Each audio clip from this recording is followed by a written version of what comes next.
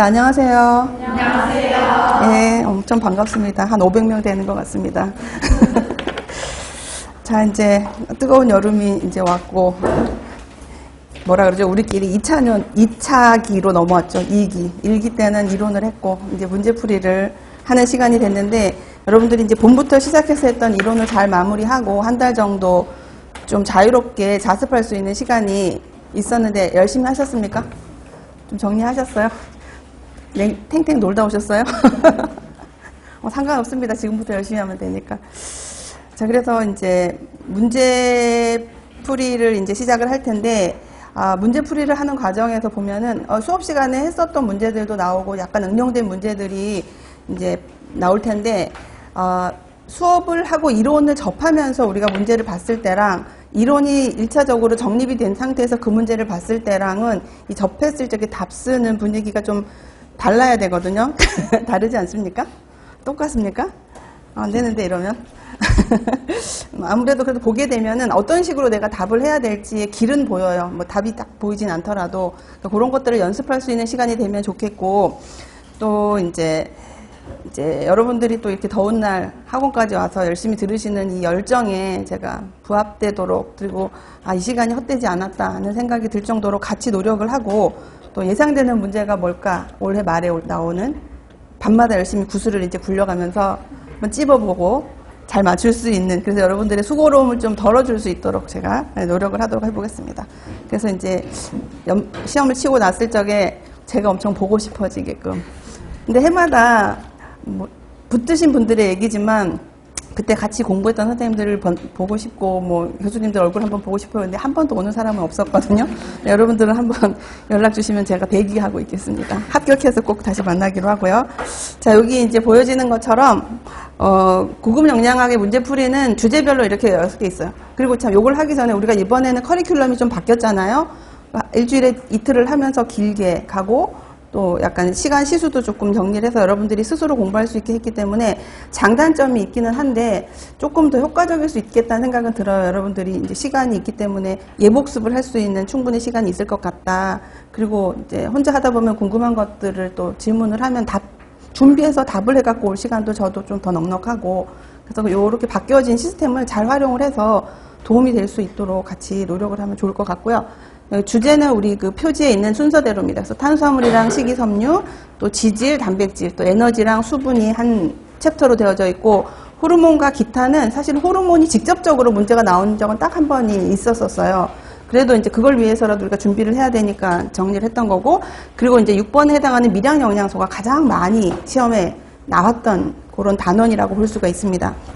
그래서 이 수업에 대한 부분은 우리가 이제 할 때 지난 시간에 제가 나눠드렸던 기초문제가 단원 시작하기 전에 나갈 겁니다. 그러면 그거를 집에서 풀어오시면 그거는 일부분이 문제풀이 내용이나 기출에 없던 것들을 주로 이제 담을 예정이고 풀어오시고, 그리고 교재에는 앞쪽에 기출문제 앞쪽을 제가 그냥 기본문제라고 이름을 붙였습니다. 그것이 나갈 거고, 또 기출문제가 뒤에 있는데 우리가 영양교사 시험을 친 지가 오래됐잖아요. 그래서 기출문제가 자꾸 늘어나는 거예요. 자꾸 늘어나는데 모아놔 봤더니 이게 흐르는 패턴이 보이는 거죠. 어떤 쪽이 많이 나오는구나. 예를 들면 철에 대한 거는 정말 많이 나왔어요. 무기질에서의 철에 해당하는 부분들은 많이 나왔고, 거의 유사한 조요소 문제도 약간 모양을 달리해서 많이 나오기도 했다. 이런 걸 기출문제를 여러분들이 후루룩 보시면 이해가 되실 거예요. 제가 조금 시간을 투자해서 08년도부터 문제를 다 넣었거든요. 여기서. 그러니까 08년도부터 시작해서 나온 문제들이 답이 나온 연도도 있었지만, 그때 답을 체크하면 틀린 답이 또 나와요. 왜냐면 영양 섭취 기준이 그 사이에 벌써 두세 번이 바뀌어서 거기에 맞춰서 답할 거라서 저 기출문제 답 봤더니 이게 아닌데요, 이렇게 하지 마시고 이제 바뀌어졌구나 라고 이해를 하시면 될 것 같고, 그리고 이 기본 문제나 기출문제는 문제를 풀고 거기에서 다시 가지를 쳐서 나올 수 있는 문제가 어떤 게 있을까 한번 찾아보는 거. 그 다음에 또 하나는 다시 다져서 안 했지만 여기까지 나오지 않을까라는 부분을 이제 연결해서 쌍둥이 문제라고 해갖고 같이 풀어볼 예정입니다. 그래서 책은 조금 줄었지만 문제는 그대로니까 여러분들 너무 그냥 그대로 갈 거라는 걸 이제 이해를 해주시면 될 것 같아요. 자, 그래서 이제 오늘 지금은 이제 나눠드렸던 기초 문제 풀어 오셨으면 좋겠는데, 안 해오셨습니까, 선생님은? 했어요? 아, 연필이셨네요. 죄송합니다.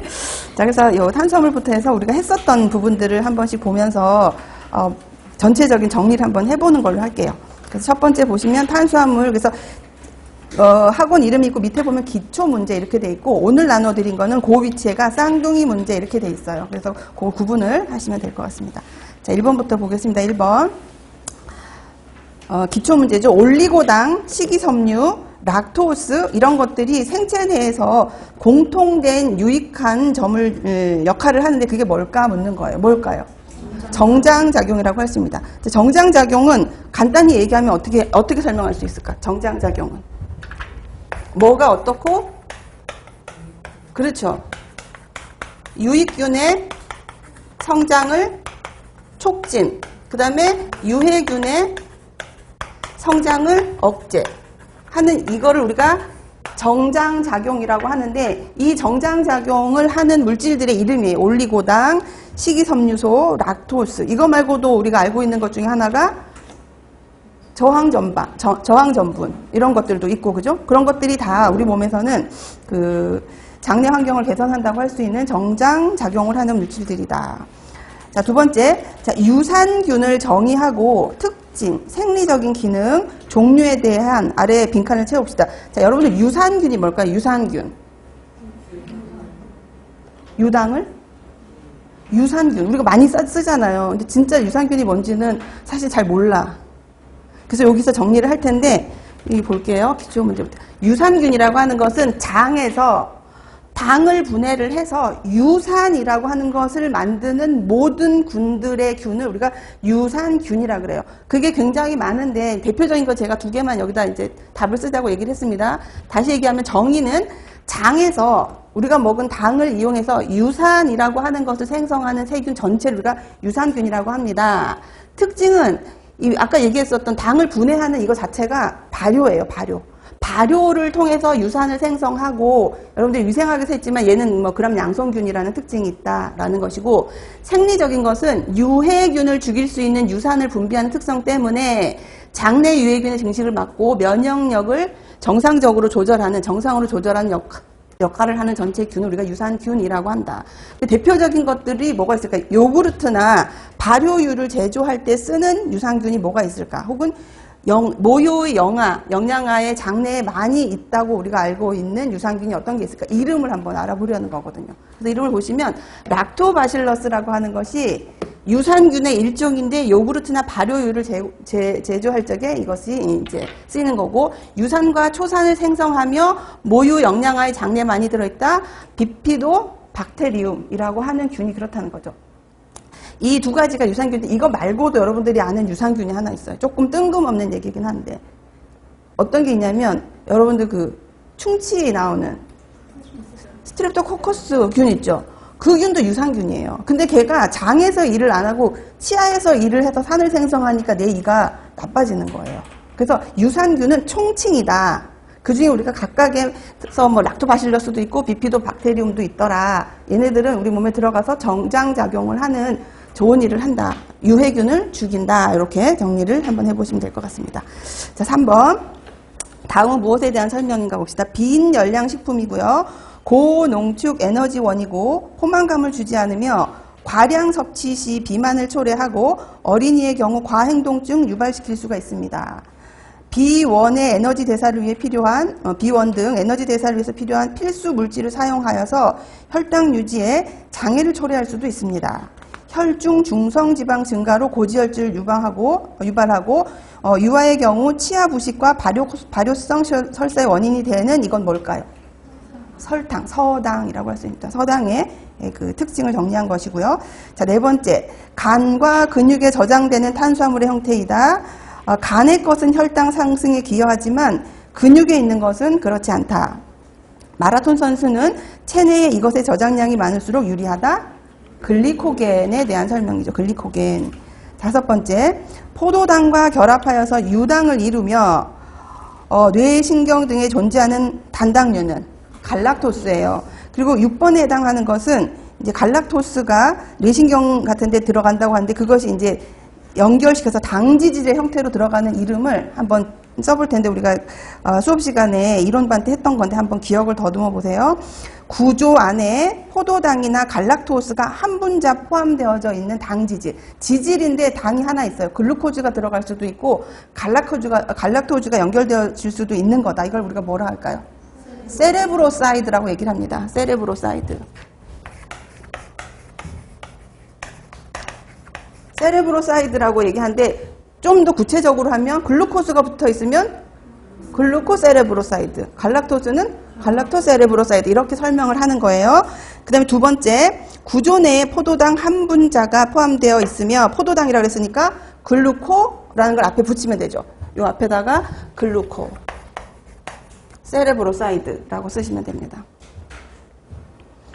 자, 구조 내에 우리가 얘기했던 갈락토즈가 되어져 있고 주로 뇌와 신경세포막에 존재한다. 이것은 갈락토세레브로사이드. 그래서 여기서는 포도당이 붙어 있는 건 어디에 존재한다. 이걸 아셔야 돼요. 주로 어디에? 세포막에 주로 존재한다. 글루코세레브로사이드는 세포막에 주로 존재하고 갈락토세레브로사이드는 뇌나 신경세포막에 많이 존재하는 거예요. 그래서 5번 문제에서 포도당과 결합해서 유당을 이루면서 뇌신경에 존재하는 단당류는 뭘까요? 라고 했을 때 여러분들이 갈락토즈라고 했던 것이 뇌에 존재할 때 갈락토즈가 갈락토즈 이렇게 있지 않다는 거지. 갈락토 세레브로사이드 형태로 존재한다. 이렇게 보시면 됩니다. 자, 7번 포도당 대사에 대한 설명이다. 어떤 회로를 말하고 있는지 적으시오. 1번 기억. 격심한 운동 시에 에너지를 공급한다. 어떤 대사일까요? 격심한 운동 시에 에너지를 공급하는 대사, 에너지 대사. 그렇지. 해당 작용을 얘기해요. 해당 작용을 이용하면 쭉 대사가 되고 중간에 피루베이트가 나오고 그 다음에 뭐가 됩니까? 해당 과정이 되려면 피루베이트에서 격심한 상황에 뭐가 돼요? 젖산이 되는 거예요. 그걸 우리가 해당 과정이라고 얘기하죠. 격심한 운동 일정에는 아세틸코에가 되지 않고 젖산이 되는 거예요. 그러면서 EATP를 만들어내는 걸로 우리가 봤죠. 자, 두 번째, 포도당 대사인데 독성 물질을 해독하는 작용을 하는 대사가 있대요. 뭘까? 글루크론산 사이클, 회로인 거예요. 글루크로닉 애시드 사이클.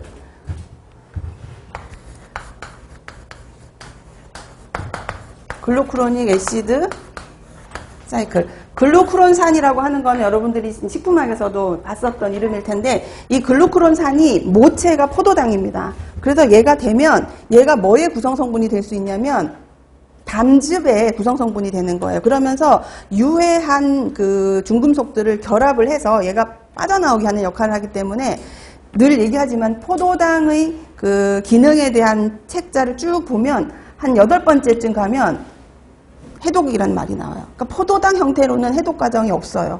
얘가 글루크론산이 되어야만 그걸 하는데 그것의 어머니가 글루코즈니까 전체적으로 탄수화물의 기능이라고 우리가 보는 거죠. 그래서 이것은 글루크로닉 애시드 사이클이고 산소 공급이 부족할 때 혐기적으로 하는 대사 과정은 해당 과정이죠. 이것도 해당 과정에 대한 설명이고요. 리을 핵산 합성에 필요한 리보오스를 공급하는 회로는 5탄당 인산경로. 5탄당 인산경로에서 리보스도 나오고 또 뭐가 나와요? NADPH라고 하는 지질 대사에서 꼭 필요한 형태의 조효소가 나옵니다. 8번 다음은 탄수화물과 관련된 질환에 대한 설명이다. 어떤 질환인지 써봅시다. 유당분해 요소가 결핍될 때 생긴다. 락타제 파우더를 우유에 첨가하면 이 락토스의 90%를 소화시킬 수가 있다. 이러한 증상은 주로 노인한테서 나타납니다. 뭘까요? 유당불내증인데 유당불내증이랑 비슷한 게 있어요. 그 증상이 비슷한 게 갈락토즈 혈증도 있지만 이제 우유 전체적으로 봤을 때 뭐가 있을까? 여기 이제 뭘까 핵심이면 지금 여기서는 유당이 문제예요. 근데 유단백이 문제이면서 비슷한 증상이 나타나는 게 뭐가 있을까요? 우유 알레르기예요. 그래서 우유 알레르기는 뭐 복통이 나고 이런 건 좀 심각해지면 막 두드러기 이런 것들도 있지만 처음에 나타날 적에는 배가 아프고 설사 뭐 이런 건 비슷한 거예요. 근데 원인이 되는 성분이 다르다. 그걸 아시라는 거지. 유당불내증은 이것의 원인이 되는 우유 속의 성분이 뭐다? 유당이에요. 락토즈가 문제가 돼서 분해를 못 시키니까 얘가 그대로 이제 배설하는 과정에서 발효가 되면서 몸을 힘들게 하는 거지만 우유 알레르기는 유단백, 우유에 있는 단백질이 알러지 반응을 일으켜서 나타나는 어떤 질환이라고 볼 수 있는 거죠. 그래서 우유 알레르기하고 유당불내증은 여러분들이 구분해서 꼭 이해를 하셔야 됩니다. 9번째, 다음은 어떤 물질에 대한 설명일까요? 포도당 대사 중에 피루부산으로부터 만들어진다. 지방산 분해에서도 만들 수가 있다. 이것들이 케톤체나 콜레스테롤 합성이 되기도 한다. 뭘까요? 아세틸코에입니다. 아세틸코에를 만들 수 있는 영양소는 탄, 단, 지 다 들어간다 그랬어요. 모두 다 아세틸코에는 만들 수 있다. 그렇기 때문에 탄단지가 열량 에너지원이 되는 거예요. 자, 넘겨볼게요. 10번. 아래 설명은 무엇에 대한 설명인지 적어봅시다. 해당 과정에서 젖산 탈수소 효소에 의해 피루부산으로부터 생성이 되고 근육 내에 축적이 되어서 모세혈관을 막기도 하고 근육이 팽창됨으로써 혈액이 정체되어서 흐름이 나빠지기도 합니다. 이렇게 혈액의 흐름이 막히면 근세포 안에서 해당이라는 것은 그 글라이콜라이시스가 아니고 이 물질이에요. 이 물질의 분해에 필요한 산소가 공급되지 못하면서 근세포를 산성화시키고 근육의 운동성이 현격하게 저하될 수 있습니다. 이 물질은 젖산을 설명하고 있습니다. 젖산. 그래서 젖산이 많이 생겨지게 되면 일단 뭐 혈액이 정체가 되는데 혈액이 정체되기 때문에 더 악화될 수가 있다. 산소 공급이 잘 안 되니까. 그거에 대한 설명이고, 자, 지방이 불완전 연소가 되게 되면 케톤증이 유발되는데 이때 무엇을 먹으면 이것이 해결될까요? 탄수화물을 먹으면 해결이 됩니다. 왜? 뭘 만들 수가 있어서? 옥살로 아세테이트를 만들 수가 있기 때문에 해결이 된다. 이렇게 보시면 돼요. 이거는 문제 풀 때 한 번 더 나올 거고요. 그 다음에 12번에 이건 케톤 대사인데 그림으로 한번 볼게요. 이렇게 우리가 많이 봤었던 건데 그 1, 2, 3, 4, 5번에 해당하는 물질을 한번 적어보자는 얘기죠. 그래서 제일 위에 있는 1번이 뭘까요? 아세틸코에. 여기 코에가 있고 또 황이 있고 CH3가 있고 이중결합으로 산소가 되어져 있는 것은 아세틸코에. 이건 이제 딱 보면 여러분들이 알 수 있으면 좋겠어요. 이건 아세틸코에이구나 이렇게. 그리고 아세토 아세틸코에이 티올라제라고 하는 것은 요 앞에 지금 2라고 적혀 있어요. 그죠? 그러니까 아세틸코에이 두 개가 결합이 되는 거예요. 결합이 돼서 요 물질이 된다는 거지. 그래서 얘가 이렇게 긴 물질이 됐는데 얘는 뭘까? 이렇게 묻습니다. 근데 여기 요 효소 이름에 답이 있어. 아세틸 코에이가 그 물질이에요. 그리고 그것이 만들어지면 또 하나가 들어와. 얘가 뭘까? 아세틸코에가 또 들어와요. 그러니까 이게 되는 과정에서 아세틸코에가 몇 개 들어옵니까, 지금? 3개가 지금 유입이 되는 거예요. 3개가 이렇게 들어와서 또 어떤 물질이 만들어지게 된다. 이제 이쯤 되면 답을 쓰는 게 낫겠죠? 그렇게 돼서 HMG-CoA 합성 효소가 작용하면 3번이 HMG-CoA가 만들어지는 거고, HMG-CoA가 이렇게 분해가 되게 되면은 만들어지는 것이 여기서 빠져나가서 만들어지는 것이 뭐다? 4번에 아세테이트가 만들어진다. 이게 지금 빠져나온 게 뭘까? 이거.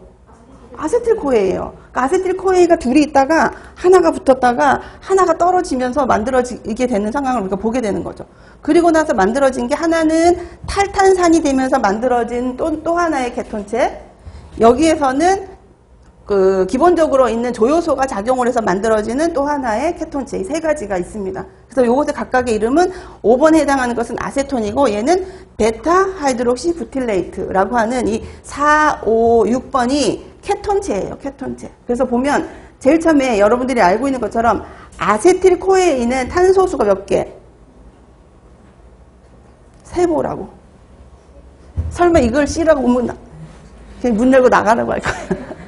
여기 2개가 되어 있으니까 하나는 탄소가 2개 있는 게 2개가 붙어서 얘는 4개짜리가 될 거예요. 그래서 해보면 4개야. 그리고 또 2개짜리가 붙어서 만들어지면 6개짜리가 만들어지는 거예요. 그리고 2개가 나간 거예요. 그러면 얘는 몇 개일까?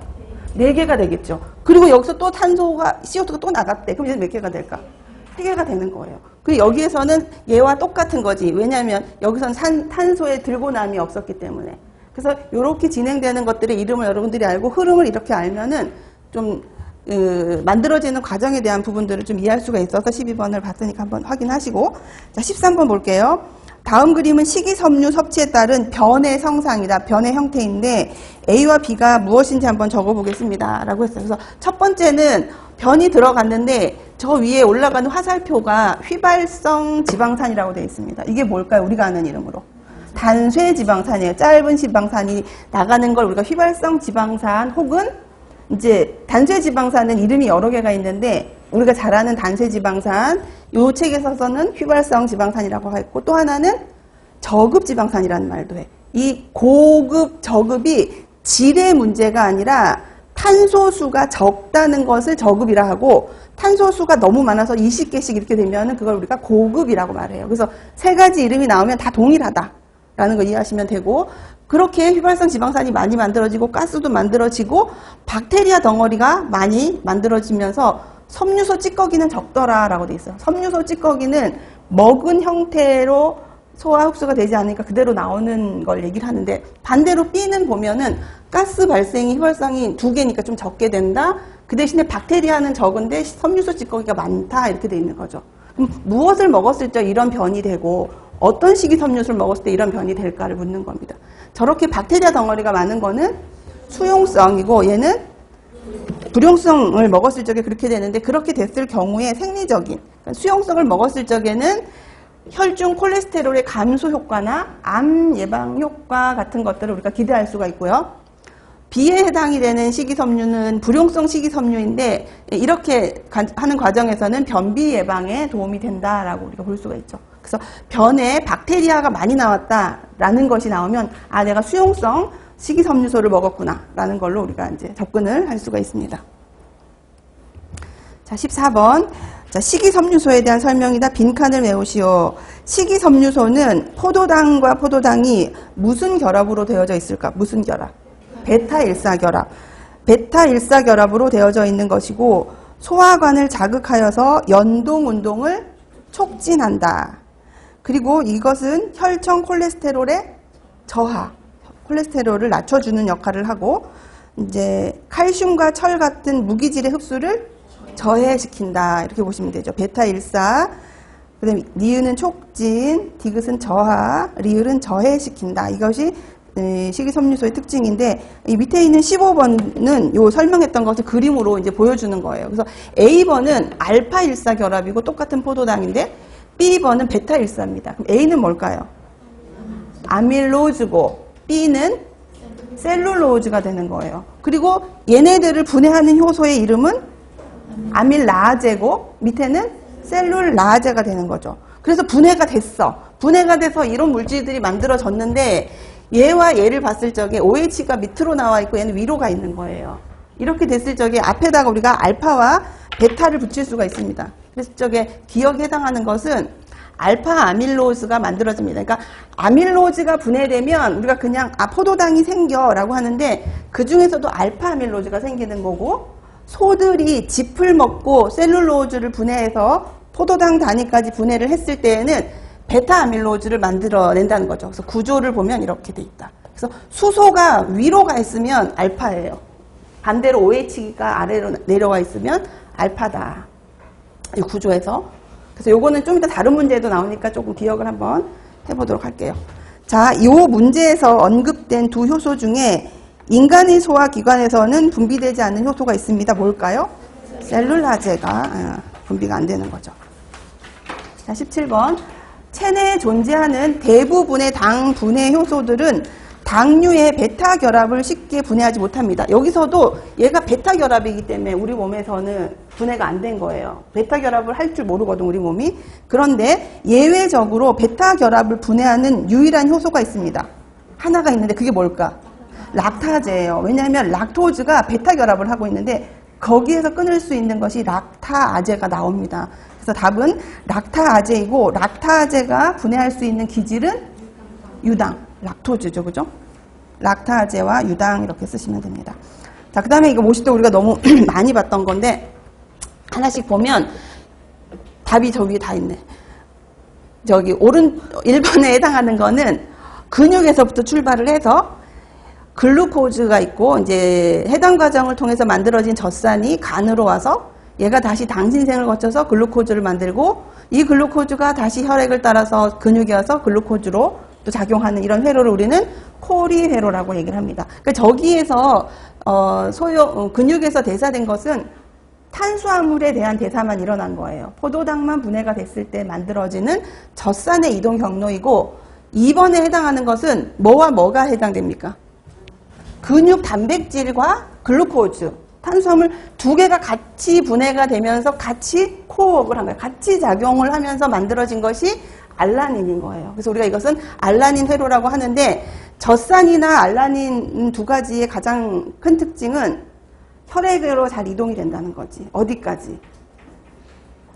간까지 갈 수 있다는 거예요. 그래서 간까지 가서 저기서는 젖산을 통한 당신생이라면 여기서는 알라닌을 통한 당신생을 통해서 글루코즈를 만들 수가 있고 글루코즈가 다시 근육에 가서 글루코즈로서 작용을 할 거다라는 것이 들어가 있습니다. 그럼 여기서 여러분들이 또 여기서는 알라닌이 피루부산이 되면서 아미노기 하나를 버리고 암모니아가 됐죠. 얘가 요소회로를 통해서 나가는 것까지가 연결되어져 있는 거라면 각각 여기서 사용된 대사가 뭐가 있는지 한번 1번은 뭐가 있을까요? 1번에서는 근육에서 일어난 해당 과정이 있었고 쭉 와서 간에서 일어난 당신생 이 두 가지가 여기에서 설명되고 있는 거예요.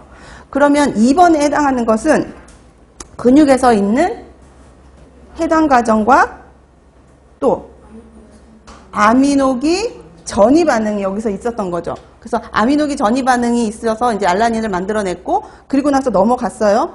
그리고 나서 여기서 또 알라닌이 피루부산과 여기서는 어떻게 됐냐면 피루부산이 되고 뭐 다른 아미노산을 만드는 게 아니라 얘가 떨어졌어. 그럼 이건 우리가 뭐라 말해? 탈아미노 반응이라고 얘기를 하죠. 탈아미노 반응을 해서 그 다음에 떨어진 아미노기가 암모니아의 형태로 어떤 회로를 돌아요? 요소 회로가 여기서 또 한 번 더 설명이 된 겁니다. 그리고 알라닌에서 분해돼서 나온 또 하나인 피루부산이 여기서 뭘 한다? 당신생을 한 번 또 한다. 그리고 다시 글루코즈가 돼서 돌아간다. 그래서 여기서는 훨씬 많은 대사들이 같이 연결돼서 다시 당신생을 하는 과정을 설명하고 있다. 그래서 각각에 대한 대사가 어떻게 진행되는지 한번 보는 것도 도움이 될 것 같습니다. 자, 19번. 아래 TCA 회로가 있는데 여기에서 TCA 회로는 동화와 이화예요. 자, 동화라고 하는 건 뭡니까? 합성하는 거고 이화는 분해하는 거예요. 근데 기본적으로 TCA 회로는 우리가 어떤 대사로 알아요? 기본. 이화가 주예요? 동화가 주예요? 이화지. 이화. 분해해서 에너지를 만들잖아. 포도당을 철저하게 분해해서 32 ATP를 만들게 하면서 싹 없어지죠. CO2하고 H2O가 되면서. 그렇게 되는 과정이기 때문에 주력은 이제 이화라고 볼 수가 있는데 상황에 따라서 이 TCA 회로에 있는 많은 물질들이 다 썼네. 물질들이 다른 물질을 만드는 동화하기 위한 기질로 작용하는 것들이 있다는 거죠. 그래서 여기 보면은 헤모글로빈의 필수 성분인 햄을 합성하는 데 필요한 물질이 여기에 있다는 거예요. 이름이 뭘까? 숙시닐코에는 햄을 만들 수가 있어요. 그 다음에 아스팔틱 애시드는 뭡니까? 아미노산이에요. 위에 있는 햄은 단백질이죠. 햄이라고 하는 단백질을 만드는 석시닐코에이, 그 다음에 아스팔틱 애시드라고 하는 아미노산을 만드는 여기에 있는 기질은 옥살로아세테이트, 그 다음에 글루탐산이 될 수 있는 기질은 알파케토글루타르산, 그 다음에 알라닌이 될 수 있는 것은 여기는 없지만 저 위로 올라가면 아세틸코에이 윗단계. 그래서 답이 없네. 햄에 해당하는 것이 석시닐코에이. 썼겠지만 석시닐코에이. 근데 아스팔틱 애시드가 될 수 있는 것은 뭐라 그랬어요? 옥살로 아세테이트. 글루탐산이 되는 것은 알파 케토 글루타레이트, 글루타릭 애시드라고 해도 돼요. 알라닌이 되는 것은 피루베이트. 얘네들이 동화할 적에는 이런 물질들이 될 수 있다라고 이제 볼 수가 있는 거죠. 자, 그 다음에 이제 뒤에 오탄당 인산회로에 대한 설명이에요. 그림을 먼저 봐야 되겠네. 일단 오탄당 인산회로는 산화 단계와 비산화 단계가 있다는 걸 우리가 배운 적이 있습니다. 그래서 첫 번째 그림이 산화 단계인데 문제에서는 산화 단계와 비산화 단계가 있다고 하더라. 그런데 산화 단계는 어떤 것을 만들어내고 비산화 단계에서는 뭘 만들어내는지를 묻는 간단한 문제입니다. 그래서 산화 단계에 해당하는 과정에서 보면은 제일 앞에 1번에 해당하는 것이 이름이 없어서 제가 여기다 썼는데 1번 이름이 글루코즈 6포스페이트예요. 그러니까 가장 많이 만나는 거죠. 이게 그 포도당 대사에서 글루코즈가 한번 인산화 됐을 때 만들어지는 첫 번째가 글루코즈 6포스페이트입니다. 해당 과정의 첫 번째 단계에서 얘가 만들어지면 원래 같으면 그 다음 단계인 해당 과정을 가야 되는데 그렇게 가지 않고 5탄당 인산회로가 되기 위해서는 2번 물질이 되는데 그것의 이름이 그렇게 중요하진 않은데 6포스포글루코노 델타 락톤이라는 물질이 만들어져요. 책에 따라서는 얘는 잘 안 나타나고 1번 다음에 3번이라고 설명하는 책들이 많아요. 근데 이름을 그냥 한번 적어봅시다. 얘를 만들는데 이 과정에서 NADPH라는 것이 만들어진다는 얘기고 그 다음에 2번에서 3번인데 3번 이름은 6번 포스포글루코네이트, 글루코닉 애시드라고 하는 물질이 만들어져요. 이때 물이 들어가고 수소 분자가 나오는 반응. 그 다음에 3번에서 4번. 이제 여기가 바로 리블로스 5인산이라고 하는 이제 우리가 5탄당 인산회로 하면은 좀 뭐라 그러죠? 두 번째 정도로 기억할 수 있는 물질로서 이제 생각할 수 있는 게 리블로스 5인산인데 이 과정을 우리가 왜 산화 단계라고 하냐면 산화 단계, 산화와 환원은 수소가 들고 나는 과정이 포함되어 있으면 산화예요. 그러니까 여기서는 그런 게 있었죠. 저기에서도 수소가 움직였고 여기서도 수소가 하나 생겼고 요거는 크게 중요하지 않지만 여기서도 수소가 바깥으로 나가버리는 수소의 움직임이 있었기 때문에 요까지를 우리는 산화 단계라고 말합니다. 그래서 산화 단계에서 만들어지는 물질은 NADPH이고 NADPH는 지방산이나 콜레스테롤을 합성할 때 반드시 필요한 조효소 형태이다 라고 이해를 하시면 되고 그러면 이제 리블로스 5인산이 만들어졌어요. 그리고 나서 그 다음번에 비산화 단계의 첫 번째 물질이 뭐라고 되어 있습니까? 리블로스 5인산이 이제 바로 이쪽으로 넘어가는 거예요. 연결돼서. 근데 지금 여기에서 여기가 있어. 이게 뭡니까? 이렇게 표시되어 있죠. 우리가 잘 쓰는 말로는 CO2가 되는 거지. 그러니까 리블로스 5인산이 되면서 CO2가 하나 떨어진 거예요. 그러면 저 앞에서 글루코스 6포스페이트는 탄소수가 몇 개였을까?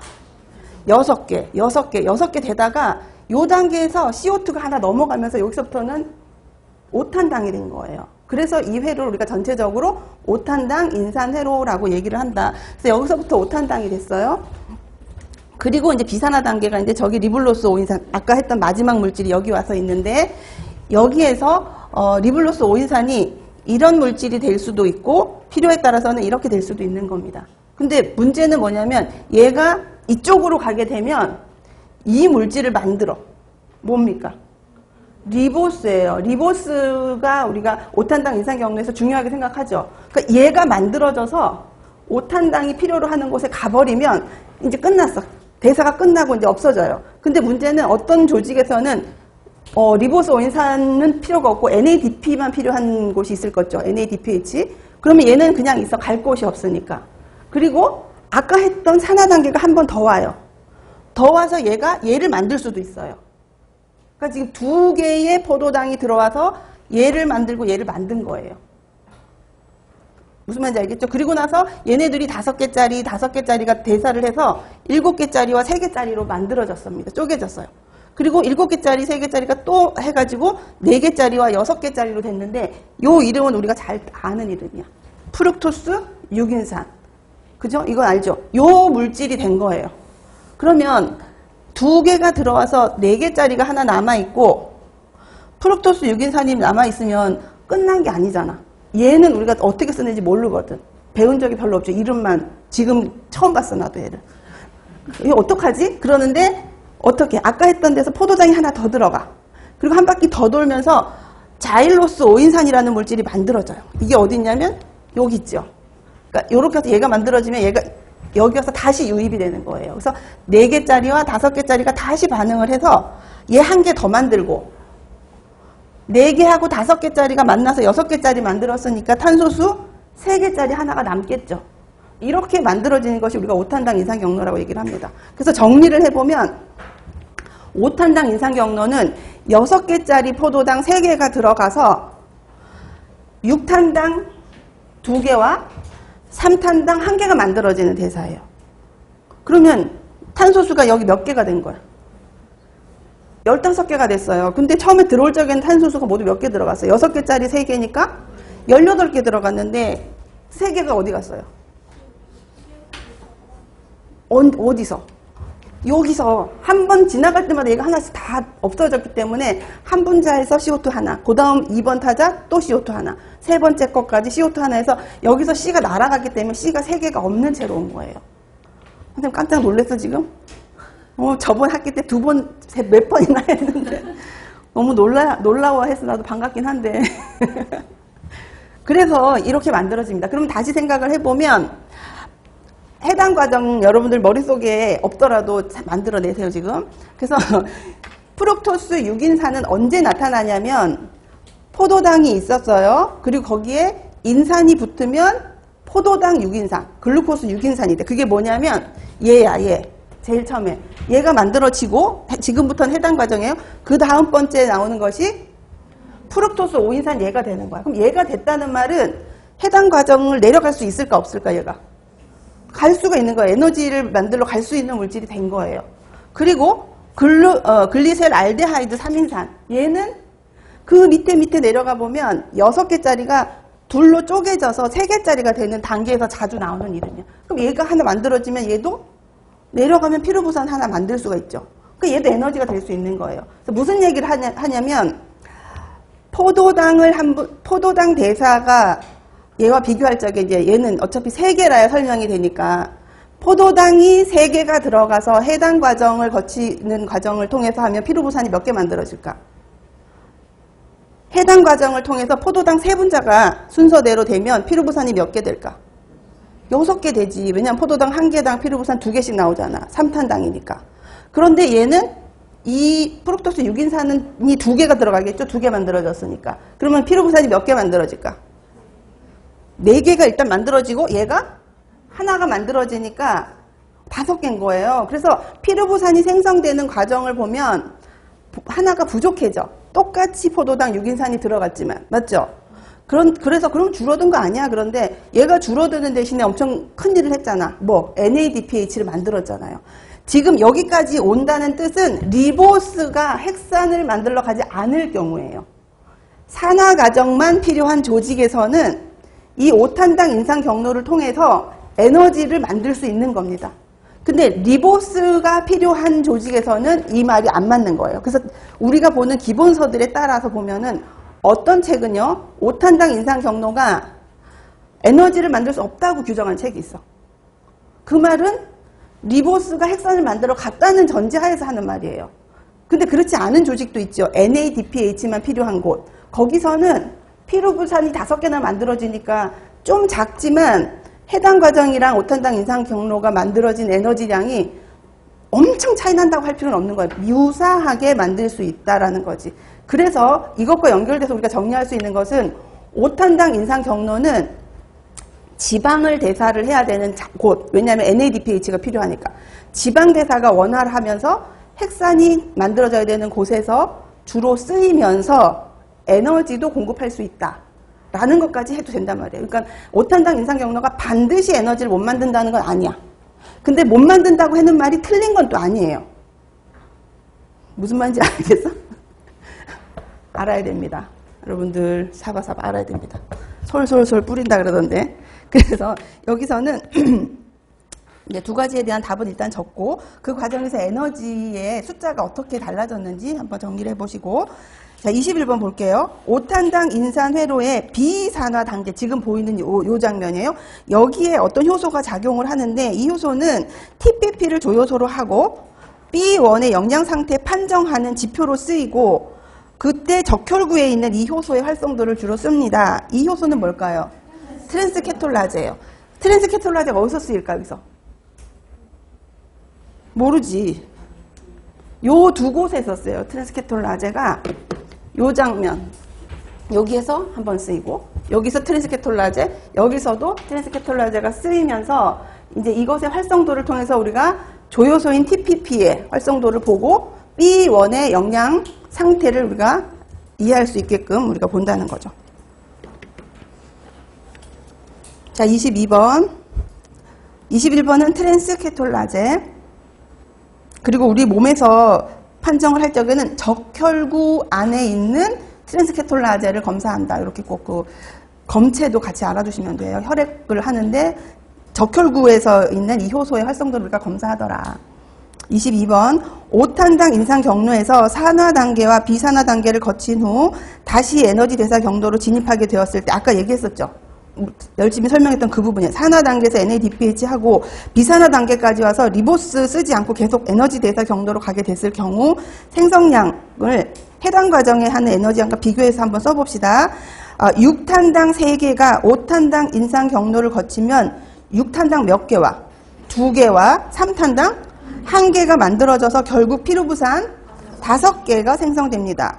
그 다음에 6탄당 3개가 해당 과정을 거쳐 대사되면 피루부산 6개가 생성되는 것을 보았을 적에 다소 적은 양이 발생한다고 볼 수가 있습니다. 그래서 그 숫자적인 계산을 여러분들이 여기서 보시면 될 것 같습니다. 자, 이제 교재로 가서요. 기본 문제에 해당하는 앞쪽을 보도록 할게요. 요거를 할 때 오늘 쌍둥이 문제랑 왔다 갔다 하면서 볼 거라서 프린트물을 옆에다 두고 같이 보면 좋겠습니다. 1페이지. 자, 기본 문제 봅시다. 자, 이거 우리가 예전에 이론반 마지막 할 적에 이런 거 엄청 많이 본 적 있었어요. 한꺼번에 다 본 적 있었는데 일단 여기서는 답이 나와 있어요. 식품을 통해서 노출 지표가 공복 혈당과 인슐린을 통해서 노출이 되면 그것들을 통해서 우리가 체중, 체질량 지수, 허리둘레, 혈중 지질 농도, 혈압 같은 것들을 통해서 건강 판정 지표를 갖고 여기서 문제가 되면 비만, 대사증후군, 당뇨, 고혈압, 심혈관 질환, 비알코올성 지방간이 나타날 수가 있다라는 이런 분석 틀이 있어요. 이걸 통해서 무엇을 만들고 싶었을까?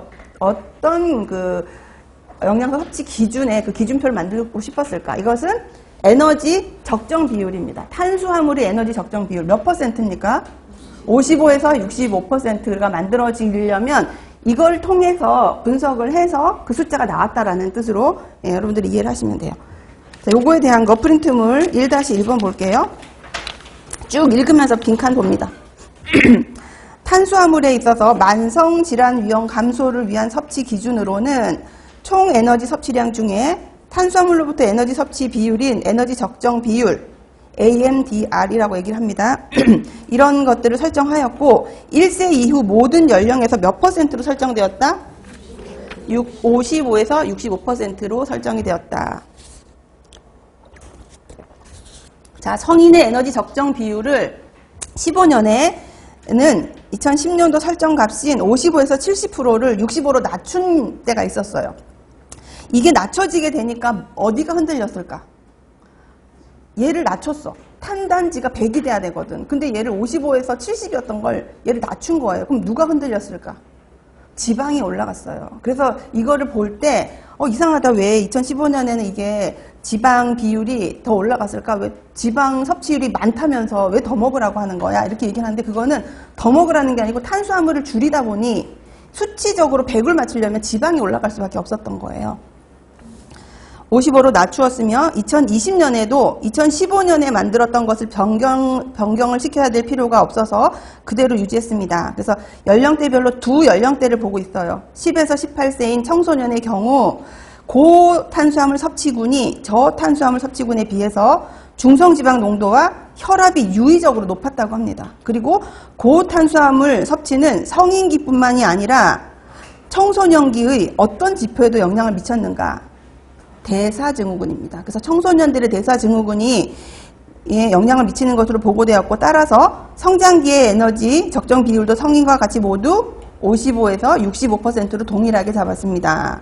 자, 노인의 경우 탄수화물로부터 에너지 섭취 비율이 높을 때 복부 비만, 골격의 건강, 인지 기능, 우울, 대사증후군에 영향을 줄 수 있는데 노인의 경우 에너지 섭취가 부족한 경우에 대부분 무엇으로부터 그 에너지를 공급받을까요? 탄단지 중에 노인들은 탄수화물로부터 많이 얻는 거예요. 그래서 에너지 섭취가 부족한 경우에는 탄수화물로부터 에너지 섭취 비율이 높으므로 전체 에너지 섭취와 탄수화물 섭취 비율을 적절히 섭취하는 것이 중요하게 보고되고 있고, 노년기에 있어서 섭취 비율을 성인기와 달리 볼 근거가 없었다는 거죠. 그래서 노년기에 이것도 성인과 같은 55에서 65로 했다.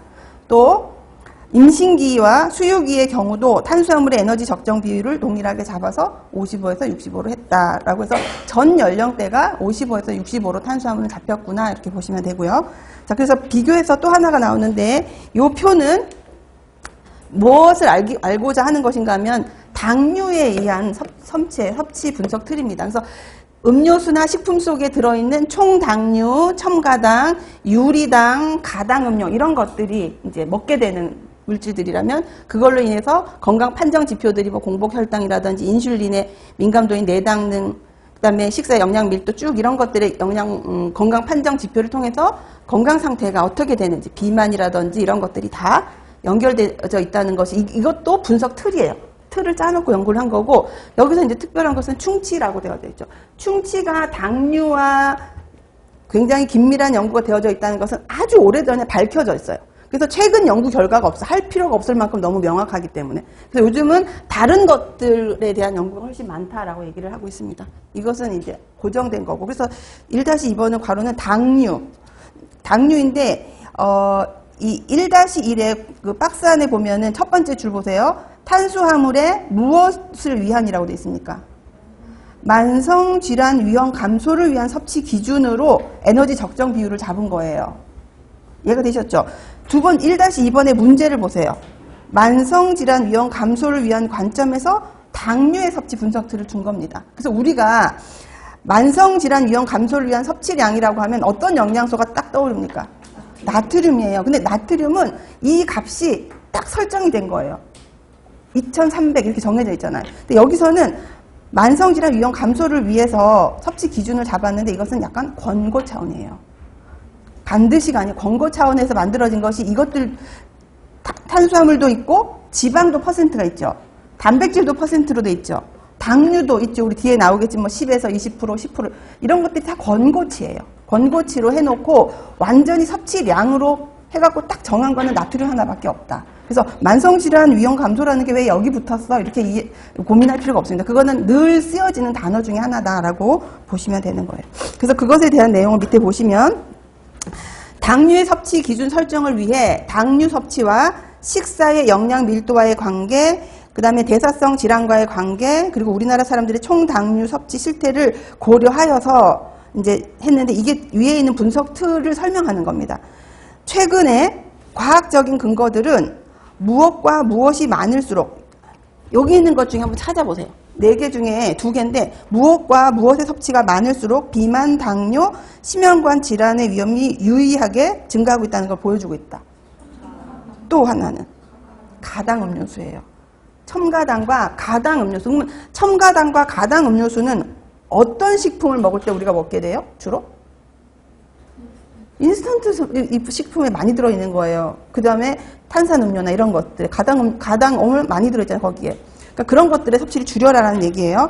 우리나라 국민을 대상으로 한 연구 자료는 아직 미비한 실정이지만 총 당류를 통해서 에너지 섭취 비율이 증가할수록 대사증후군의 발병률 혹은 유병률의 위험도가 증가하였고, 특히 여자에게서 그게 더 현격하게 드러났다라고 되어져 있고, 또한 당류 에너지 섭취 비율이 총당류 섭취 비율이 증가할수록 대부분의 영양소의 섭취량도 증가하는 것으로 나타났어요. 대부분. 그 다음에 총당류 에너지 비율이 20% 이상인 군. 우리 아직 답은 안 나왔지만 총당류 몇 프로로 외우고 있습니까? 10에서 20인데 20 이상 먹고 있는 사람들한테서 찾아봤더니 단백질, 지질, 나트륨, 나이아신의 섭취가 유의적으로 감소하는 걸로 보였대요. 기본적으로 당류가 높으면 다른 것들이 높았는데 20% 넘어가 버렸더니 필수 영양소의 섭취가 감소가 되고 있구나라는 것이 나타났다는 거죠.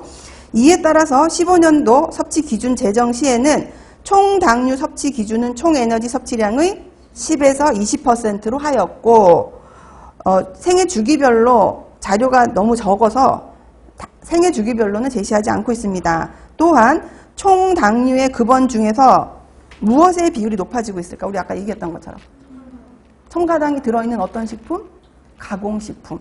가공식품의 비율이 높아지고 있다는 점과 또 2015년에 WHO에서 첨가당을 총 에너지 섭취량의 10%를 하라는 그런 권고치를 주었어요. WHO에서. 그래서 총 에너지 섭취량의 10% 이내로 섭취하도록 권고한 이것을 바탕으로 우리도 첨가당을 10%로 정했다. 이렇게 보시면 되죠.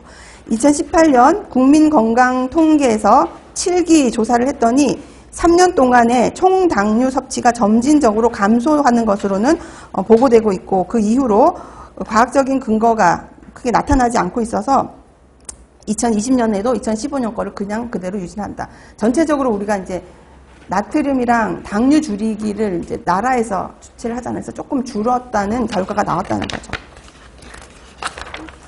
자, 그 다음에 교재로 넘어와서요. 2번. 자, 당 내응성이라는 것이 무엇인지 정의를 해보고 이 당 내응성이 저하되었다는 것이 어떤 상태를 의미하는지 한번 두 번째 줄까지 해보고 이때 이 당 내응성을 조절하는 당내성 인자라는 것이 세 가지가 있다는데 그게 뭘까 적어보는 겁니다. 그래서 당 내응성은 생체 내에서 무엇의 처리 능력을 말하는 걸까?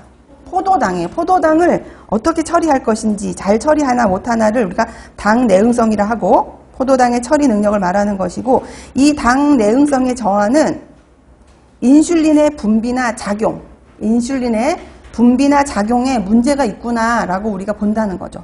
인슐린의 분비나 작용에 장애가 있음을 의미합니다. 그래서 당 내응성이 좀 낮은 것 같습니다. 이렇게 나오면 아 나는 인슐린이 분비가 좀 안 되거나 얘가 처리가 안 돼. 우리가 인슐린이 처리 안 되는 걸 우리가 유식한 말로 뭐라 그래?